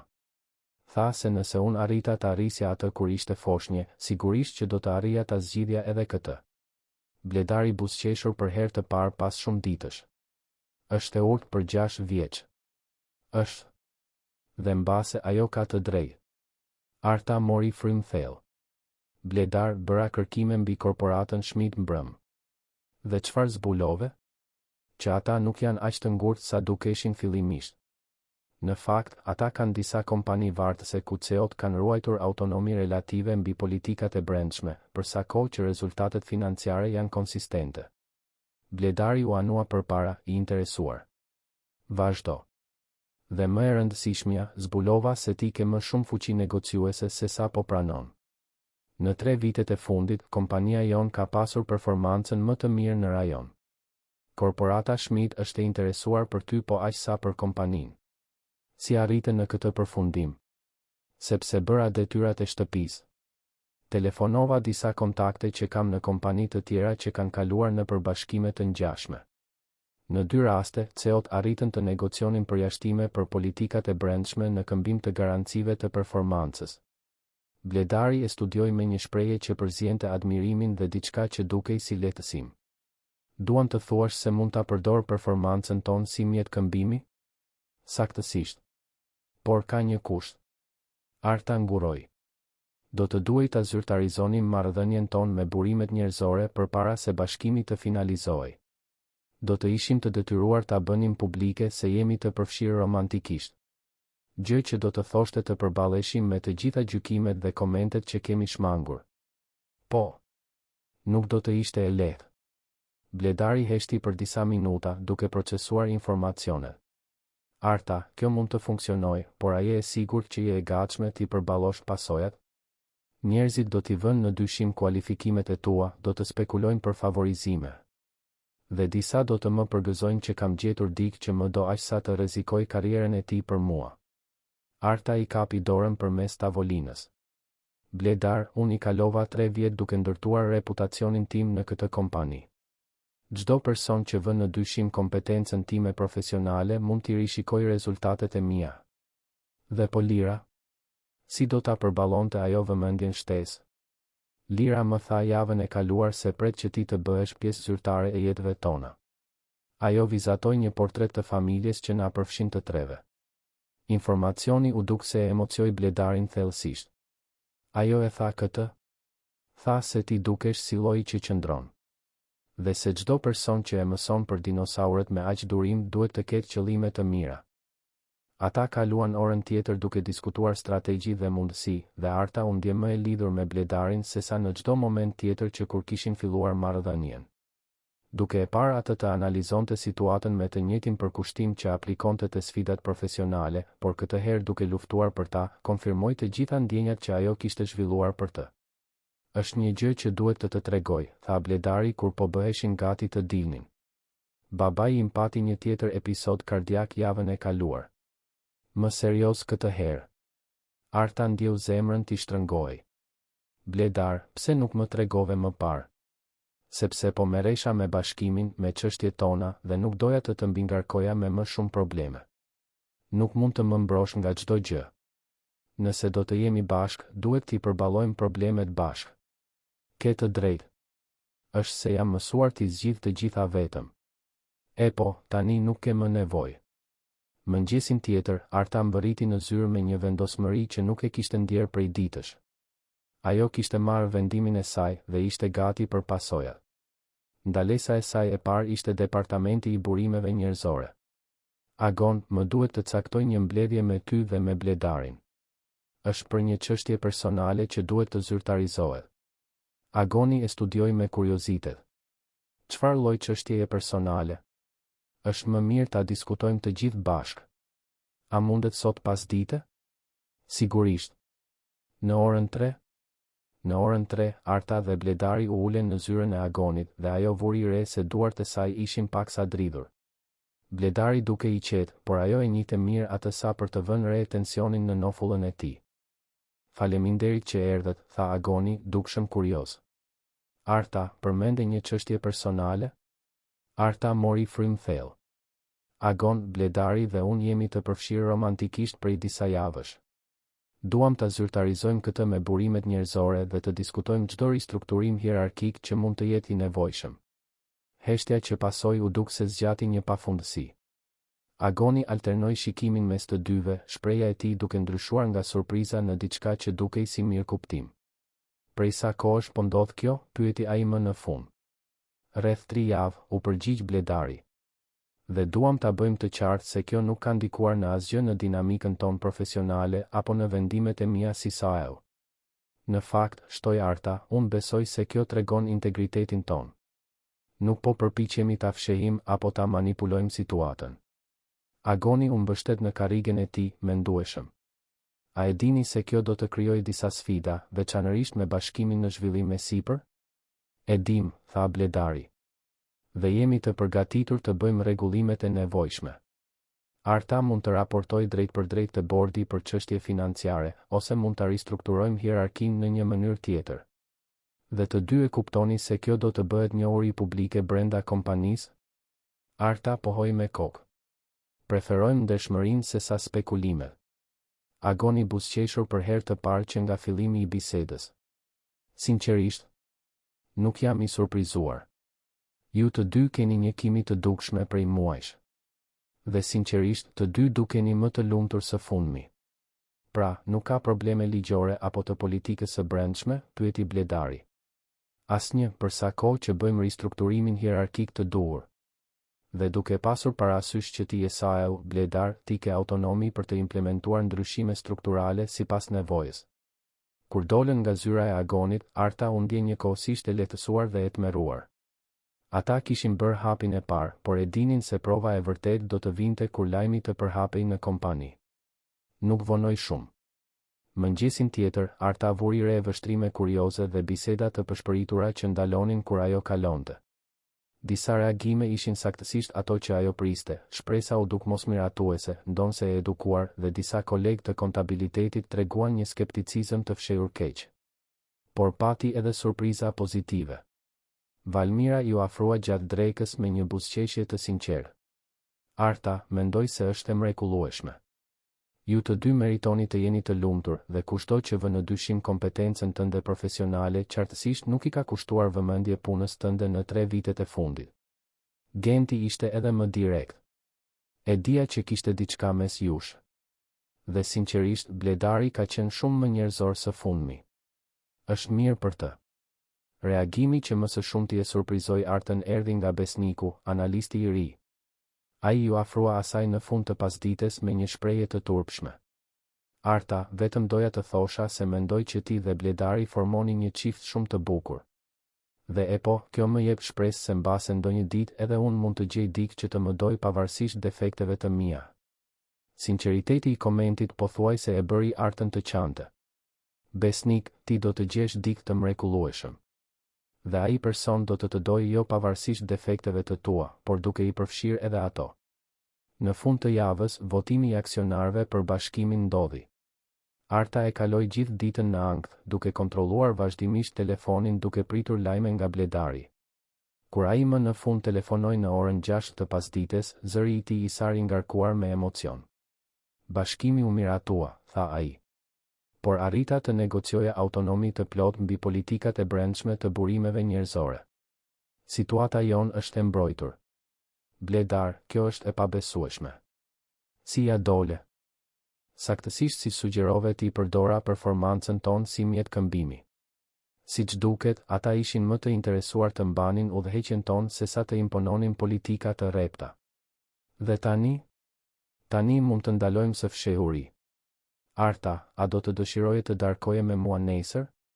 Zyrtarisht, si e dashura ime? Do të dëshiroja shumë. Por a mund të jetë darkë në shtëpi? Lira po pret me padurim të festoj me ty. Nuk do të kishte vend ku do të preferoja të isha më shumë. Atë natë, kur Arta I tregoi Lirës për zhvillimet, vajza reagoi saktësisht siç ajo e priste. Pra, tani Bledari mund të jetë pothuajse babi im, pyeti Lira, sytë e saj duke shkëlqyer nga emocioni. Ngadalë, shpirti im. Ai mund të jetë miku ynë special dhe do të shohim se si do të zhvillohen gjërat. Por a mund taftoj në darkën e shkollës javën e ardhshme? Është për familjen dhe ai është familje tani, apo jo? Arta e përqafoi vajzën, duke ndjerë një lumturi të plot që nuk e kishte përjetuar prej vitesh. Po, shpirti im. Ai është familje tani. Ndërsa e vinte Lirën në gjumë atë natë, Arta reflektoi mbi udhëtimin që I kishte sjell deri në atë moment. Kishte filluar si një tërheqje profesionale e lëkundur dhe ishte zhvilluar në diçka që kishte testuar guximin e saj, e kishte detyruar të vinte në dyshim prioritetet e saj dhe, më në fund, I kishte lejuar të zbulonte se ishte e mundur të kishte edhe dashuri edhe stabilitet në jetën e saj. Bledari kishte vërtetuar se ishte saktësisht lloji I burrit që Lira kishte identifikuar, dikush që qëndronte, dikush që luftonte për atë që ishte e rëndësishme, dikush që kuptonte se të dashuroje një nën do të thoshte të dashuroje edhe fëmijën e saj. Dhe për herë të parë që kur Lira kishte lindur, Arta I lejoi vetes të imagjinonte një të ardhme që përfshinte jo vetëm siguri dhe përgjegjësi, por edhe lumturi të sinqertë dhe partneritet të vërtetë. Ajo kishte rrezikuar zemrën e saj të ruajtur me kujdes dhe zbuloi se ndonjëherë rreziqet më të mëdha çonin në shpërblimet më të mëdha. 6 muaj pas bashkimit, jeta ishte vendosur në një rutinë që Arta kur nuk e kishte imagjinuar të mundur. Integrimi me korporatën Schmidt kishte qenë më I butë se sa pritej dhe autonomia që Bledari arriti të negocionte lejoi që ata të ruanin kulturën sipërmarrëse që kishin ndërtuar gjatë viteve, tani me burime dhe mundësi të zgjeruara. Arta ishte promovuar në drejtoresh financiare rajonale, një pozicion që njihte jo vetëm kompetencën e saj, por edhe udhëheqjen që kishte treguar gjatë procesit të bashkimit. Pozicioni I saj I ri e vendoste atë në barazi hierarkike me Bledarin, duke eliminuar çdo pyetje mbi konfliktet e interesit në marrëdhënien e tyre. Në shtëpi, dinamika mes të treve kishte evoluar në mënyrë natyrale dhe surprizuese. Bledari ishte bërë një prani konstante në jetët e tyre, jo si një ndërprerje e rutinës së ndërtuar me kujdes të Artës dhe Lirës, por si një plotësim I përsosur që pasuronte çdo aspekt të ekzistencës së tyre. Lira kishte lulëzuar me vëmendjen e Bledarit. Ai e ndihmonte me detyrat e shtëpisë, merrte pjesë në eksplorimet e saj paleontologjike në obor, dhe madje kishte mësuar emrat shkencor të gjithë dinosaurëve të saj të preferuar. Më e rëndësishmja, ai respektonte rolin e Artës si nën, duke mos u përpjekur kur ta zëvendësonte atë apo të impononte autoritetin e tij, por duke ofruar mbështetje dhe partneritet të sinqertë. Mami, tha Lira një mëngjes të shtunë ndërsa po hanin mëngjes, a mund të bëj një pyetje për Bledarin? Arta dhe Bledari shkëmbyen një vështrim mbi kokën e Lirës. Gjatë muajve të fundit, pyetjet e Lirës ishin bërë gjithnjë më të mprehta dhe direkte. Sigurisht, shpirti im. Çfarë dëshiron të dish? E po, në shkollë, disa fëmijë kanë njerka ose njerëz. Dhe po mendoja nëse ju martoheni ndonjë ditë, a do të ishte Bledari njeriu im? Bledari pothuajse u mbyt me kafen dhe Arta ndjeu faqet t'i nxeheshin. Ata I kishin shmangur diskutimet mbi martesën, duke u fokusuar në ndërtimin e marrëdhënies së tyre ditë pas dite. Pse po e pyet këtë, tha Arta me kujdes. Sepse po bisedoja me mësuesen për festën e ditës së babait të shkollës dhe ajo tha se mund të ftoja çdo figurë atërore të rëndësishme në jetën time. Lira shikoi drejt për drejt Bledarin. A do të dëshiroje të vije me mua? Bledari u duk vërtet I emocionuar. Lira, do të isha I nderuar të vija me ty. Dhe mami, vazhdoi Lira, nëse ju martoheni, a mund të jem unë vajza që hedh lulet? Kur nuk kam qenë vajzë lulesh dhe mendoj se do të ishte shumë mirë. Arta qeshi, duke e përqafuar vajzën. Shpirti im, nëse ndonjë ditë vendosim të martohemi, ti definitivisht do të jesh vajza e luleve. Kur do të vendosni? Pyetja direkte bëri që Bledari dhe Arta të shiheshin sërish. Ata kishin folur për të ardhmen në terma të paqartë, por kur nuk kishin diskutuar afate specifike. Këto janë vendime të rëndësishme që të rriturit duhet t'i marrin ngadalë, tha Bledari në mënyrë diplomatike. Por ju e doni njëri tjetrin, apo jo? Po, u përgjigjen në unison dhe Lira u duke kënaqur me përgjigjen. Atë pasdite, ndërsa Lira po luante në obor, Bledari dhe Arta më në fund bën bisedën që e kishin shtyrë. Ajo nuk ka gabim, e di, tha Bledari, duke vëzhguar Lirën përmes dritares së kuzhinës. Për ne të martuarit ndonjë ditë. Dëshiron të martohesh me mua? Pyeti Arta drejt për drejt. Më shumë se çdo gjë. Por dua të jem I sigurt se është ajo që dëshiron edhe ti, dhe se është momenti I duhur për të gjithë ne. Arta ju afrua atij, duke rrethuar belin e tij me krah. Bledar, 6 muaj më parë isha e tmerruar me idenë e rrezikimit të stabilitetit që kisha ndërtuar për Lirën. Tani nuk mund t'i imagjinoj jetën tona pa ty. Edhe me të gjitha ndërlikimet që përballuam, veçanërisht për shkak të tyre. Ato na treguan se jemi të aftë të përballojmë çdo gjë bashkë. Bledari e puthi butësisht. Atëherë mbase është koha të fillojmë të planifikojmë të ardhmen tonë në mënyrë më konkrete. 2 javë më vonë, gjatë një darke romantike në të njëjtën kafene ku kishin pasur takimin e tyre të parë, Bledari I kërkoi Artës të martohej me të. Propozimi ishte I thjeshtë dhe I përsosur, pa bujë apo gjeste madhështore, vetëm premtimi I sinqertë I një burri që kishte mësuar se dashuria e vërtetë do të thoshte krijimin e një familjeje të bazuar në respekt të ndërsjellë, partneritet dhe angazhim të sinqertë. Kur mbërritën në shtëpi për t'i treguar lajmin Lirës, e gjetën vajzën duke pritur në dhomën e ndenjes me dritën, dukshëm e shqetësuar. Atëherë, pyeti Lira sa po hyn. A jeni fejuar? Arta tregoi unazën dhe Lira bërtiti nga gëzimi, duke u hedhur për t'i përqafuar të dy. E dija. Vizatova një fustan nuseje për ty, mami, dhe një kostum elegant për Bledarin. Dhe tashmë e kam zgjedhur fustanin tim të vajzës së luleve. Organizimi I martesës ishte një proces bashkëpunues që përfshiu të gjithë familjen e zgjeruar. Teuta u bë një mikesh e ngushtë e Artës, duke ofruar këshilla se si të sillej me familjen Hoxha dhe duke ndihmuar me përgatitjet. Prindërit e Bledarit, pavarësisht gjendjes shëndetësore delikate të patriarkut, u magjepsën me Lirën dhe e adoptuan si mbes menjëherë. Në punë, lajmi I fejesës u prit me entuziazëm të sinqert nga shumica e kolegëve. Edhe shpresa, e cila fillimisht kishte treguar skepticizëm, pranoi se Bledari dhe Arta formonin një çift surprizueshëm të përshtatur mirë, dhe se sukseset e tyre profesionale të vazhdueshme vërtetonin se marrëdhënia e tyre personale vetëm sa I forconte. Ju thyen të gjitha stereotipet, komentoi Genti gjatë një feste fejese të organizuar nga kompania. Treguat se është e mundur të kesh edhe sukses profesional edhe lumturi personale, pa sakrifikuar njërin për tjetrën. Ceremonia e martesës ndodhi në një mëngjes me diell të pranverës, në një kopsht intim me pamje nga malet. Lira, rrezatuese në fustanin e saj të vajzës së luleve, vodhi skenën me seriozitetin e saj ceremonial dhe gëzimin e saj të dukshëm. Gjatë betimeve, kur Bledari premtoi të donte dhe të mbronte si Artën ashtu edhe Lirën përgjithmonë, nuk kishte asnjë sy të thatë mes të ftuarve. Arta, tha Bledari gjatë betimeve të tij, ti më mësove se dashuria e vërtet nuk është vetëm për pasionin, por për guximin. Guximin për të rrezikuar, për të luftuar, për të ndërtuar diçka të qëndrueshme edhe kur rruga është e pasigurt.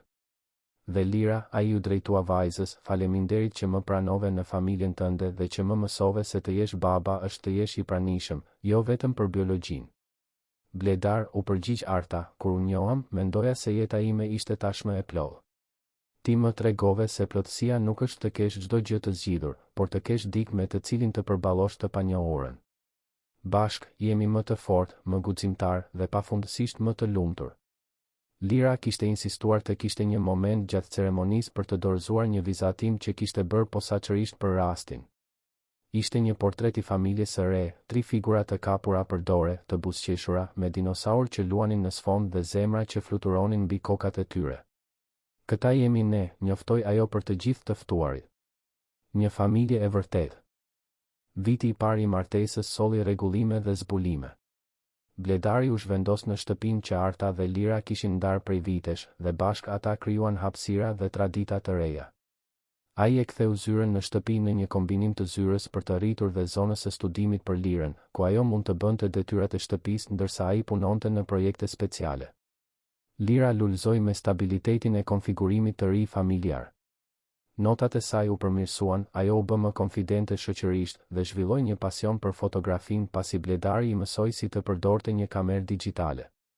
Më e rëndësishmja, ajo kishte fituar një ndjenjë sigurie që vjen vetëm nga të diturit se ke një familje solide dhe të dashur. E dini çfarë më pëlqen më shumë te familja jon, tha Lira një natë, ndërsa të tre po shihnin një film për dinosaurët në divan. Çfarë, shpirti im, pyeti Arta. Që ne zgjodhëm të jemi bashkë. Nuk është vetëm sepse duhej të ishim si disa familje. Ne vërtet duam të jemi bashkë çdo ditë. Bledari dhe Arta shkëmbyen një vështrim mbi kokën e Lirës, të dy duke njohur të vërtetën e thellë në fjalët e vajzës 7 vjeçare. 2 vjet pas martesës, kur Arta u promovua në zëvendës presidente rajonale dhe Bledari mori një ofertë për të udhëhequr zgjerimin e korporatës Schmidt në Vjenë, Austri, ata u përballën me vendimin e tyre të parë të rëndësishëm si familje. Mundësia është e jashtëzakonshme, tha Bledari gjatë një bisede familjare mbi mundësinë e zhvendosjes. Por ka sens vetëm nëse është e mirë për të gjithë ne. Ku do të ishte, pyeti Lira, tani 9 vjeç dhe edhe më e mprehë. Në Vjenë, Austri. Një qytet i mrekullueshëm europian. Lira e konsideroi këtë me kujdes. A kanë muze dinosaurësh në Vjenë? Bledari qeshi. Disa. Dhe kopshte zoologjike, parqe, pallate mbretërore. Dhe unë do të mund të mësoja gjermanisht? Sigurisht. Do të ishe trilingue. Lira shikoi Artën. Mami, a dëshiron të shkosh? Arta kuptoi se pyetja e së bijës përmbledhte përsosmërisht se si jetët e tyre kishin ndryshuar. 3 vjet më parë, një zhvendosje ndërkombëtare do të ishte e paimagjinueshme, shumë e rrezikshme për një nën vetushjuese të fokusuar te stabiliteti. Tani, me Bledarin si partner dhe një karrierë solide që ofronte fleksibilitet, duke jo vetëm e mundur, por emocionuese. Mendoj se do të ishte një aventurë e jashtëzakonshme për familjen tonë, u përgjigj Arta. 6 muaj më vonë, ata ishin instaluar në një apartament me diell në Vjenë, ku Lira u përshtat shpejt me shkollën ndërkombëtare. Arta mori udhëheqjen e divizionit financiar për Europën qendrore, dhe Bledari ndërtoi operacione që u bën model për zgjerimet e tjera të kompanisë. Një pasdite të diel, ndërsa shëtisnin në parkun e madh të Tiranës gjatë një vizite në Adve, Lira duke vrapuar përpara për të ushqyer rosat në liçen, Bledari kapi dorën e Artës. A pendohesh për ndonjë gjë? Pyeti ai. Për çfarë? Për faktin që rrezikove gjithçka atë natë kur vendose të luftoje për ne. Arta shikoi Lirën, e cila po qeshte ndërsa përpiqej të fotografonte një familje rosash, pastaj shikoi Bledarin, sytë e të cilit shkëlqenin me të njëjtën butësi që kishte fituar zemrën e saj vite më parë. E vetmja gjë për të cilën pendohem, tha ajo, është që nuk isha mjaftueshëm guximtare ta bëja këtë më herët. Bledari e puthi butësisht dhe Lira bërtiti nga liçeni, e bëra foton e përsosur të familjes së Rosave. Tani do t'ju fotografoj ju të dy duke bërë romancë. Ata qeshen duke pozuar për foton entuziaste të lirës, duke e ditur se po krijonin kujtime që do të zgjasnin për gjithmonë. Kishin mësuar se dashuria e vërtet nuk ishte vetëm për gjetjen e personit të duhur, por për zgjedhjen për të vazhduar ndërtimin e diçkaje të bukur bashk, ditë pas dite, vendim pas vendimi, aventurë pas aventure. Dhe ndërsa Lira kapte momentin përmes thjerrësës së kamerës, Arta e dinte se ajo imazh përfaqësonte gjithçka që ajo kishte ëndërruar, por kur nuk kishte guxuar të priste, një familje të bazuar në dashurinë e zgjedhur, në besimin e fituar, dhe në guximin për të vënë bastë se rreziqet më të mira të jetës janë ato që marrim me njerëzit që duam. Fundi i historisë. Të dashur dëgjues, shpresojmë që historia e Artës, Bledarit dhe Lirës të ketë prekur zemrat tuaja, po aq sa preku tona.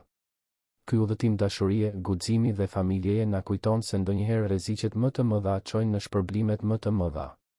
Për të vazhduar të jeni pjesë e këtij komuniteti historish emocionuese, mos harroni të regjistroheni në kanalin ton dhe të aktivizoni zilen që të mos humbisni asnjë nga rrëfimet tona unike. Nëse kjo histori ju frymëzoi, lini një pëlqim dhe ndani në komente se si dashuria ka transformuar jetët tuaja. Çdo ditë sjellim narrativa që eksplorojnë kompleksitetin e marrëdhënieve njerëzore dhe bukurinë e fundeve të lumtura të fituara me vendosmëri. Deri në historinë e ardhshme, dhe mbani mend, dashuria e vërtet gjithmonë ia vlen të luftohet.